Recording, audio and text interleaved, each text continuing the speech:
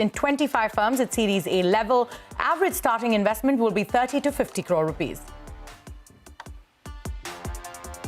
Electric vehicle charging network ChargeZone gets $19 million in a fresh funding round led by British International Investment, intends to use the funds to roll out over 1,500 supercharging stations in the next 18 months. BluSmart crosses 500 crore rupees in annual run rate in FY24, a 102% growth over the previous fiscal year. The EV startup's gross business value delivered a CAGR of 300% over the last 3 years. GrowPay, the UPI payments platform of broking firm Grow, has received its final approval from the Reserve Bank to operate as a payment aggregator. RBI had granted Grow an in-principle note for this in January. The license is going to allow the firm to enable e-commerce transactions through the UPI app. Google prevents 2.28 million policy-violating apps from being published on its Play Store. Platform identifies and bans over 333,000 bad accounts associated with confirmed malware and severe policy violations.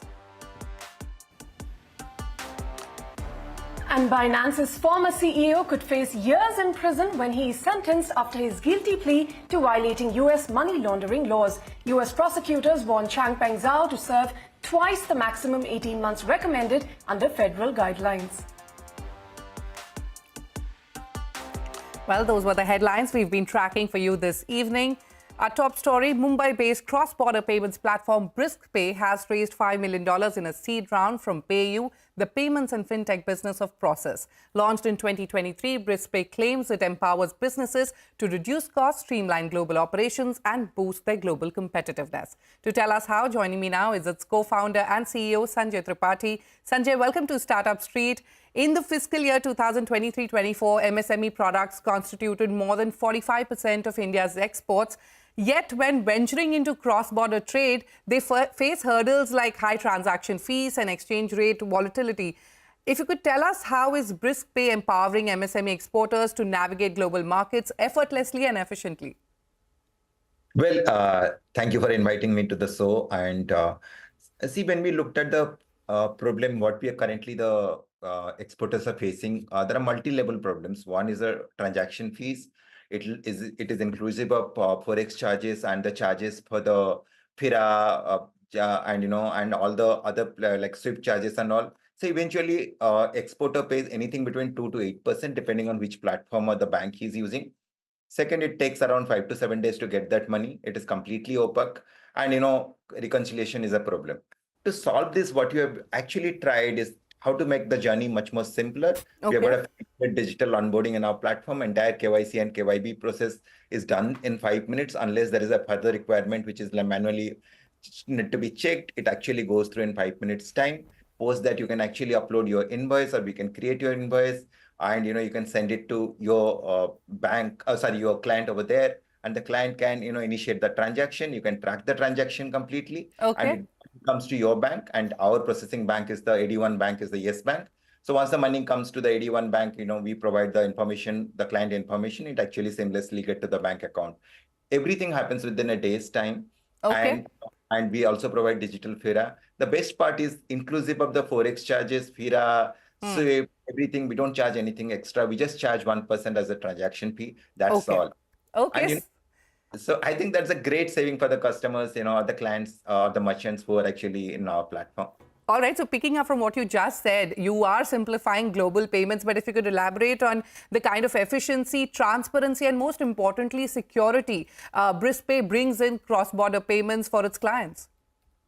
So we have got a multi-layered, multi-tiered compliance system. So what we do, obviously, we check the not only we check the KYC, KYB, we look at the transaction, what the nature of the transaction, what codes the customer is doing. So basically, it is not just about just accepting the invoice; it's ensuring it's a fair trade, and it is not really a fraud transaction in either side. The second part is that before money coming in, we have got our partners, they also do a thorough check.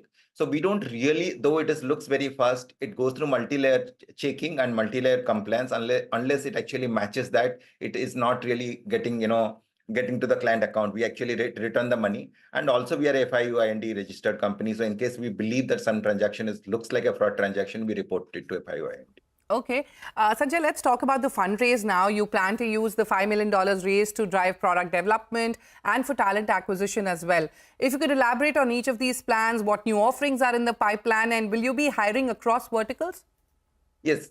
So hiring will go across the verticals. The primary focus will be in the sales and marketing and technology, because the talents are really, really scarce in these two verticals, because we want to have the best in our system. Because see, this is something we want to disrupt the market. So unless we get the right kind of talent in our company, it is not really going to happen. The second part is obviously we are looking at growth. So we want to go to the much more deeper segments, to the client segments, and expand our market inside India. So that's like the money will be going primarily into these two areas. And in technology and product side, what we are trying to do, we want to increase we want to utilize the money to make the user experience better.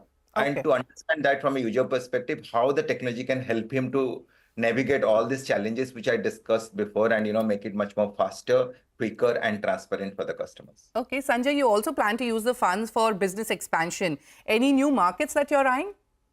So India is a great market. India is a very, very big market. As you rightly said, India is looking at $2 trillion exports. Even if that's a 45 to 50%, we are talking about SMB export volume by 2030 is $1 trillion. So what we are looking at is how to go deeper in India. Particularly, we are focusing on the manufacturing segment, but because most of the players which are there in the market, or the other fintechs or the global players, they focus on the services side.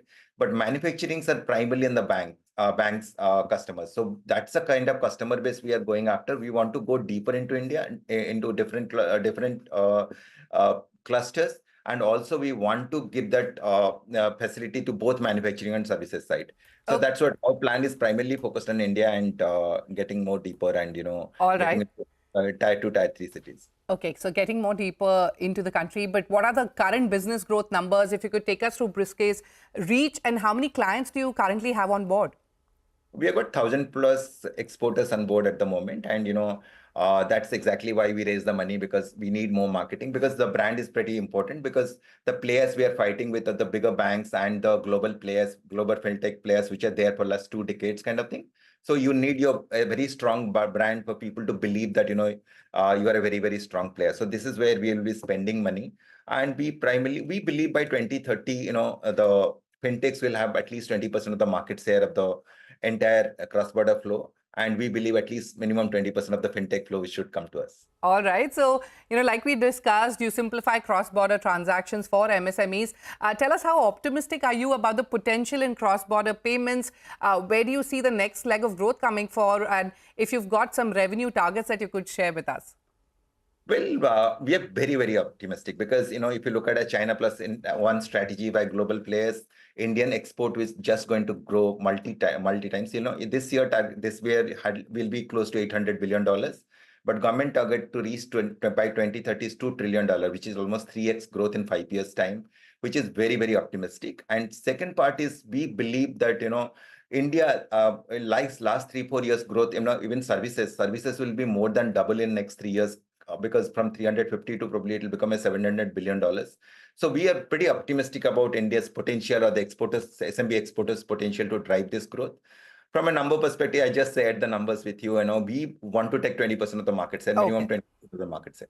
All right, Sanjay, on that note, I'll have to wrap up our conversation. But many thanks for joining us on Startup Street, and wish you the very best for all your growth plans. Thank you so much.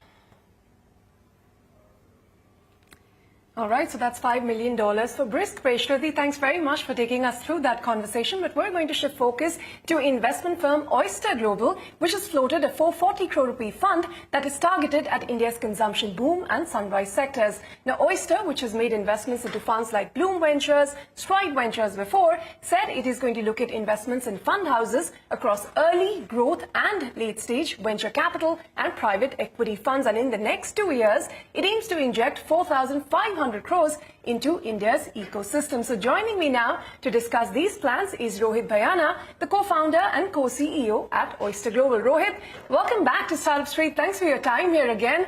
Tell us about this 440 crore fund that you've launched, investments across series in the private equity venture capital space. That's a wide net you're casting. What is the investment strategy? Thanks for having me. It's a pleasure being back here with you. So, yeah, you captured it right. It's a 440 crore fund. We're looking at venture capital being a big part of it, about 1/3, 30-odd%, 40% will be investing in growth equity, and about 30% will be going in private equity. So we'll be coming across sectors, across stages, which obviously means across managers. That gives us the advantage of not just harnessing the life cycle of a company through many stages, it also gives us the ability to reflect India's underlying economy. End of the day, we are about a 60% economy focused on consumption, and about 40% of the economy is getting unlocked through innovation, technology, etc. So what Oyster India Pinnacle Fund is doing is it's literally replicating or mirroring that underpinning of the economy. Okay, but Rahul, if you could get deeper into, you said you're going to establish, rather back both established consumption-driven sectors and emerging tech-led innovative sectors. Could you get more specific on the themes and sectors that look the most promising with the most potential? Yeah. So Ritu, typically what happens is venture capital by very nature ends up coming in early stage, and that fundamentally means that's where cutting edge technology, cutting edge innovation really comes about. We are seeing that across several sectors, from health tech to climate to deep tech in turn further across sectors, from material sciences to agri to space tech. So we're seeing in the VC side, we're seeing pretty much a secular cross-sectoral innovation play coming in. Growth equity, which is the middle part of our strategy, is really pinned predominantly on consumption. That's where we're seeing companies which are typically getting into their Series B and C capital raise. That's where a lot of sectoral growth is B2C oriented. That's where we are focused on. Coming to private equity, that's the late stage. That again is both consumption as well as late stage technology companies. So we're seeing both of them play out. Now, when you stitch the three that I just talked about, fundamentally what it means is we would have, as an investor, a vantage point view on the key sectors of India, whether they're consumption or tech-oriented, which are moving through these sectors and moving through various maturity cycles in each of these sectors. That's really what the thesis is getting to be. All right, that's quite the detailed thesis. Thanks very much for taking us through that. But a quick word on how many funds you're looking to back this time with this new fund that you've launched, and what the average ticket size would be. I mean, we've seen you invest in Bloom Ventures and Stride, as I was saying. Should we expect something along similar lines? Ritu, it will be slightly different than that. We would be looking at about 5 to 7 funds. We would typically be putting 50 to 60 crores in each of the funds. That's the kind of number we're looking at. Give or take, there'll be some which will go higher, but that's kind of the sweet spot which we are looking at. And these 5 or 7 funds would typically be 2 to 3 in each of the 3 stages, couple of them in venture capital, couple in growth equity, and couple in private equity. That's how we're looking at constituting or constructing the portfolio strategy. All right, so 5 to 7 firms and 50 to 70 crores is the average check size. When should we expect the first close, and what sort of returns are you looking at from these investments? Yeah, Ritu, first close we should be looking at inside of May. That's what our target plan is. We are off to it and briskly moving towards that. In terms of returns, this is going to be a 22% net IRR target that we're going in for.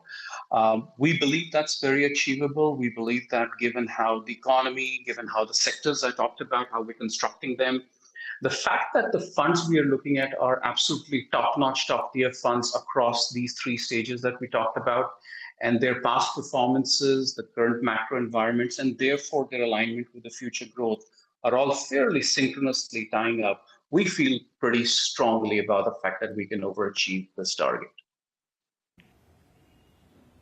Okay, Rohit, and the final question is, you plan to inject about 4,500 crores into the venture capital private equity ecosystem here, and also launch a private credit fund next quarter. Give us details on both of those. Yeah, so 4,500 crores sounds big. It's a drop in India's ocean. So I think with the amount of capital we are going to see required in the private markets is massive. We're looking at about 600 billion going into India's private markets over the next 5 years. And this will therefore just be a drop towards that. But yeah, we want to be a significant player in that. We will see, Ritu, at least a couple of further funds like Oyster India Pinnacle Fund come together. We'll be investing in few more feeders like Stride and Bloom that you talked about. We will also be bringing about private credit funds. In private credit, we're looking at performing credit predominantly. That's a sector we love. We think India has got a complete insane appetite for private credit on the performing credit side. So that's where we're going to be focused on. Expect to see at least one fund out in the next 3 months from our side. So yeah, that's really how the short-term strategy is playing out.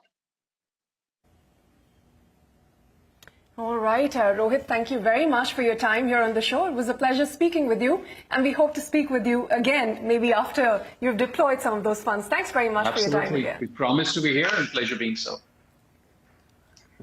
On that note, it is time for us to head into a short break. But coming up next, Bluwheelz bags $1 million in bridge funding, while Royal Canin announces its first ever packaging facility in India. A deep dive on the other side. Stay tuned.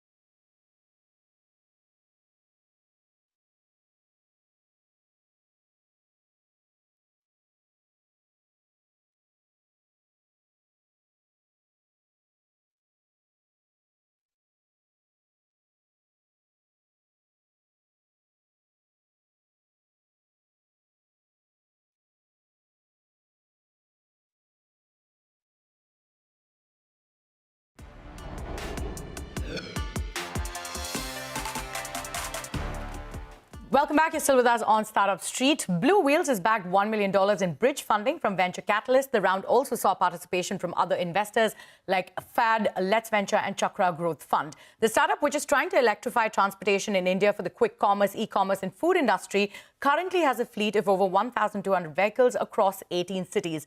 Joining me now to discuss the firm's growth plan is Jaspreet Dhingra, the co-founder and CFO of Bluwheelz. Jaspreet, thank you so much for joining us on Startup Street today. You know, before we get into the fundraise, why don't you tell us what you have on offer? How are you electrifying transportation in India by addressing the issues of cost and time for your customers? So I think, when we started this initiative, we could see that it's not only the transportation or the vehicles which are changing, but the entire ecosystem is changing. People have a lot of, apprehensions in terms of what vehicle to choose, how the parking and charging would play out. And I think most especially, everybody resists to change. So we could see there is a great opportunity there, wherein we got in touch with a lot of our customers. We went and met a lot of OEMs also. We started to do the trials, wherein we can give a comprehensive solution, wherein we are providing the vehicle, the charging infra, training the manpower, so that we are fixing the entire solution for our customers. And that is what we have done in last 1 year of our operations. Just in a very, very short span of time, we were able to reach out to 40 plus customers. They are our billable customers. That is an industry first. We are present in 18 cities as of today. And, you spoke about 1,200 fleet. Last couple of months, we have added 300 more vehicles. So the current fleet size is around 1,500 vehicles. And we are serving last mile, mid mile, and first mile, which is catering to the entire requirements of our customers. And these customers are based across business categories. All right.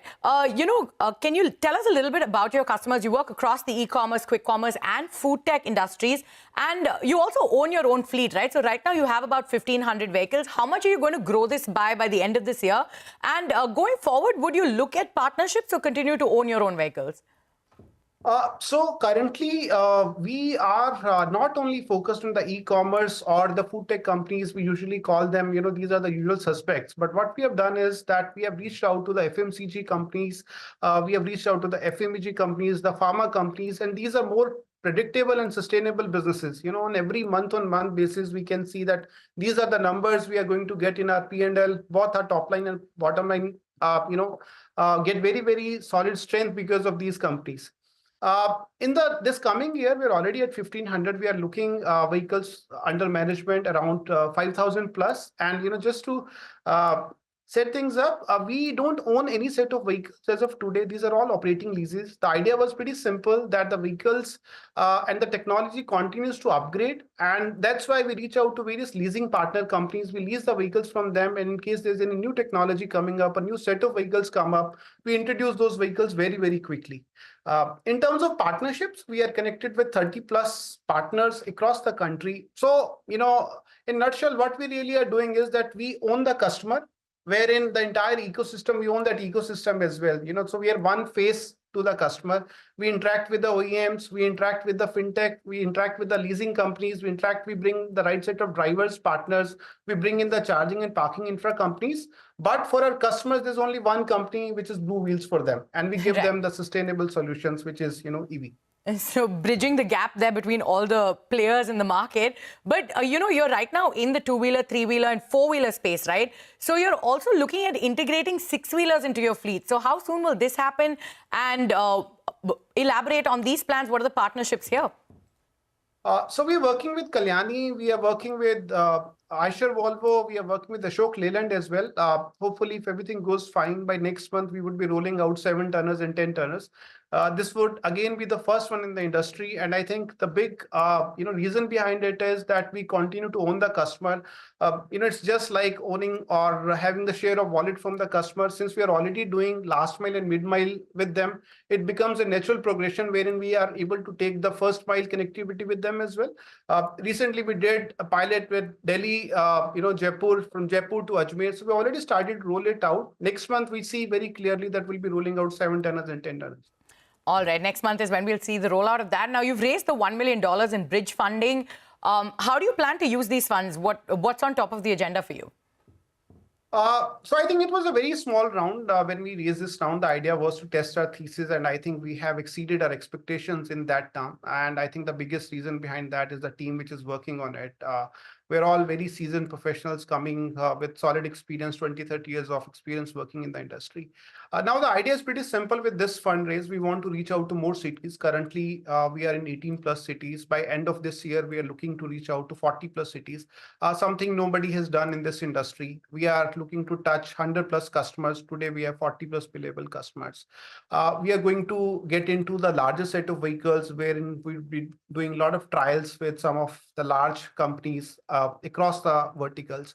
We would be strengthening our team, as well as we'll be investing a lot of money on our tech platform as well, because eventually when the scale will become higher, all these things are going to create a lot of leverage for us and a lot of strength, both in terms of top line and bottom line. So 4 or 5 factors, what we're really looking at with this fundraise. Right. Expansion, both your team and the company as well, going to more cities. But, give us a sense of the kind of revenues you're making. What are the targets for this year at this point?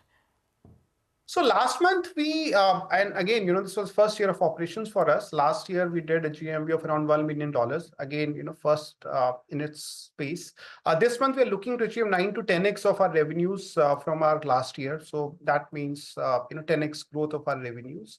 That's the kind of number we are looking at, and with the kind of fleet what we're really putting up, and some of the innovative models like rent to ownership model or driver come ownership model, and retrofitting, that is also a big play which is going to happen, and we're leading that initiative as well. We're very confident we're able to meet and most likely beat these numbers.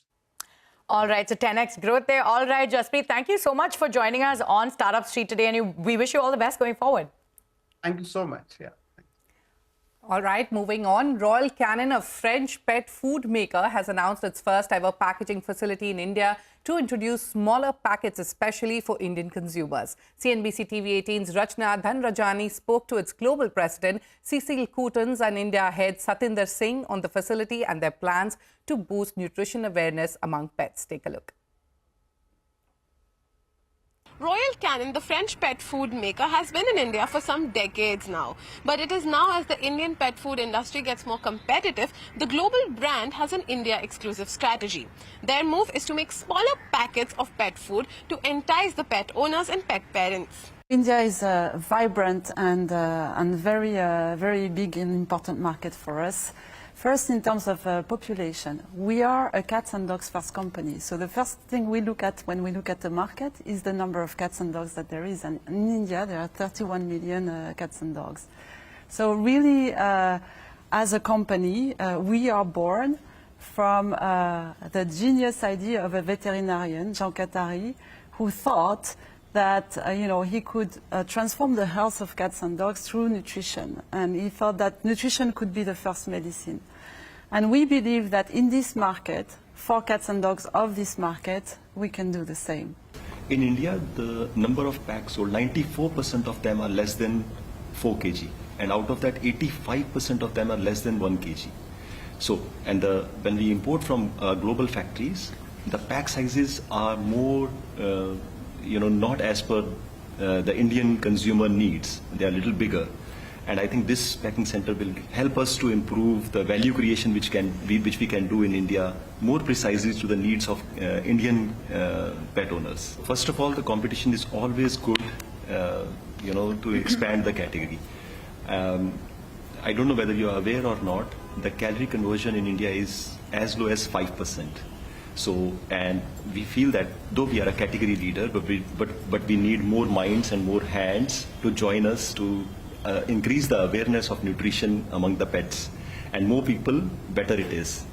And we all can do this, work together to make pet owners aware that the cats and dogs are not human beings. Their nutritional requirement is very different from humans. And this education piece is not a one-day activity. It's a long-drawn piece where we have to educate pet owners that what is right for their cats and dogs, and we are in this journey from last so many years, and we'll continue to do that. And we are very happy that other people are interested in this category and they're joining hands with us, and it is more the merrier. The Indian pet food industry is expected to grow about 210,000 crores by 2032. This, of course, comes in after the industry hit an all-time low during the COVID-19 pandemic. But ever since, we've seen some homegrown brands also come into this scene. So Royal Canin is not just competing against the newest brands in the Indian pet food industry, but it's also the Indian mindset of the consumers, which is to feed home food instead of packaged food. In Mumbai, Rachna Dhanrajani. All right, on that note, we're going to wrap up this edition of Startup Street. From Shruti, Arundhati and me, it's a goodbye and thank you for watching. But stay with CNBC TV 18 News and updates will continue on the other side.